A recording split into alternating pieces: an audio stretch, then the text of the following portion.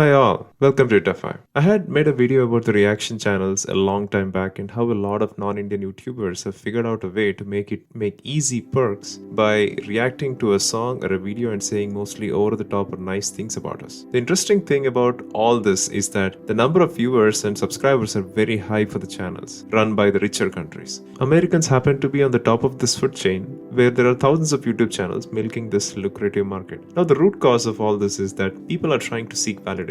The sad thing is that they're not seeking validation for the content they themselves create, but for the content of their favorite actor or a performer or some kind of video that they like. Let me try to explain, based on my 15 years of experience living in the US, what they really think about India in general. Now before I get started, a gentle disclaimer. This is just purely based on my own experience and my intention is not to judge any community. I will say things in a straightforward manner as I've observed, and what you make of it is up to you. The United States is a huge country, and depending on the place you live in, your experience as an Indian may differ. First, let me touch on the demographics of the country a little. White Americans dominate in terms of population, business, and popular culture. Black Americans are generally poor and still face some form of racism. They have a great presence in sports, popular culture like music and cinema. Hispanics, who form the third largest group, are originally from South American countries. They are the blue-collar workforce of America and have a decent presence in American pop culture. We should not forget the indigenous people of America who they call as Indians, but they are technically Native Americans. All of this is followed by Asians and Indians. Note that when they say Asians here, it is Chinese, Koreans, Japanese, Vietnamese, Filipinos, etc. Now Indians, Nepalese, Pakistanis, Sri Lankans, Bangladeshis, etc. are all grouped as South Asians. Indians are a very small portion of this entire population, maybe around 1.2%. In spite of the minuscule percentage of us in terms of population, we are way ahead of other demographics in academics, political clout, family income, and business. The success of Indian Americans calls for a special separate video if you're interested in it, but the topic at hand here is what Americans think about Indians and India. Now when I say Americans, I will be referring to the second and third generation Americans who were born here and lived here for most of their life. Firstly, Americans care very less about keeping up to date on the world affairs, and as they have a lot going on in their own country, especially in recent times. For instance, they would care very less about knowing the GDP of any country. In fact, they would not even know what a GDP is, as they know they are the richest as of now, right? When you say that India is partnering with US and other countries to counter the big countries or threats like China, they will look surprised or don't care much about it. In general, they're very aware of how big our country is and all the outsourcing stuff, but don't see India as a major partner in countering threats like China.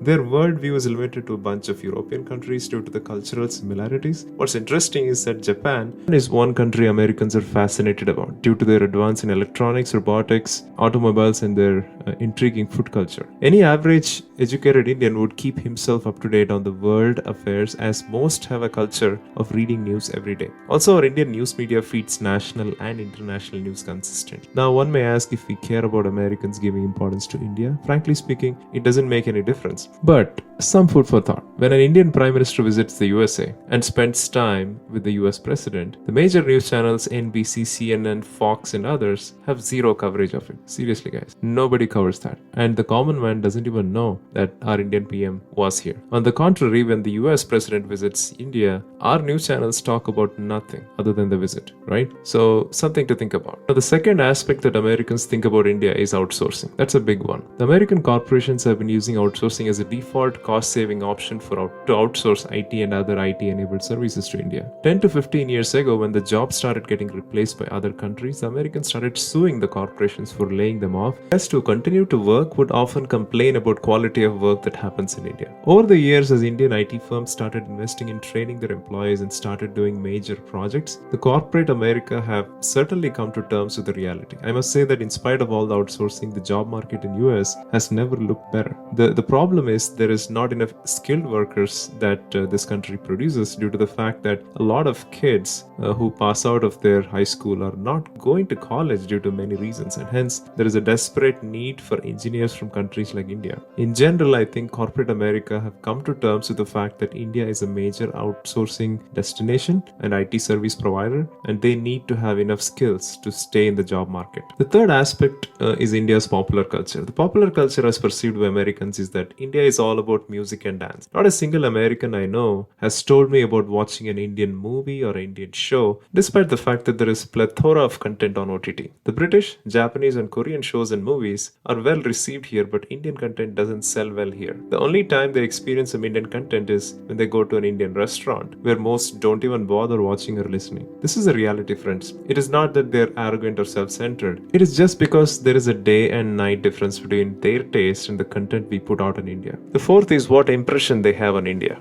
Here's the deal, friends. Most Americans who have been to India have either good things to say or mixed opinions. I have not met anyone who would say that they were in India and they had a terrible experience. Now, the problem is that vast majority of Americans have not traveled to India in their lifetime, and many of them don't have it as a preferred vacation destination due to many bad things they might have heard about India in media. One of my co-workers said to me that once that he would love to go to India, but he's afraid of falling sick. This is genuine concern, as they don't get exposed to as many germs as there would be in India.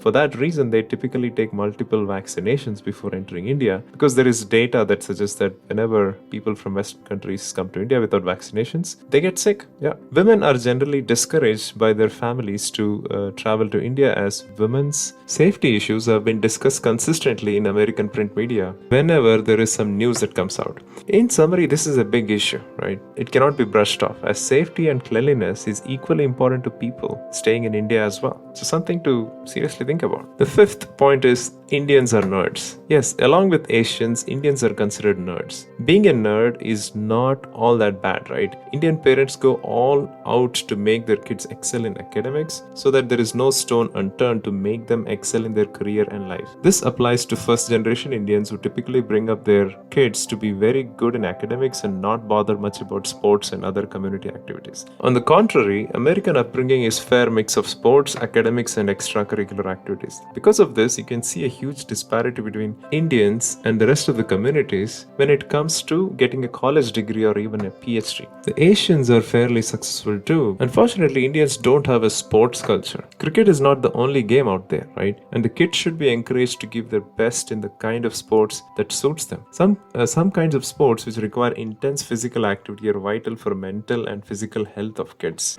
There are many more stereotypes that Americans have about Indians, like arranged marriage, extreme poverty, sadhu smoking weed, snake charmers, and Taj Mahal is the only thing that exists in India. I'll try to cover these in my upcoming videos for sure.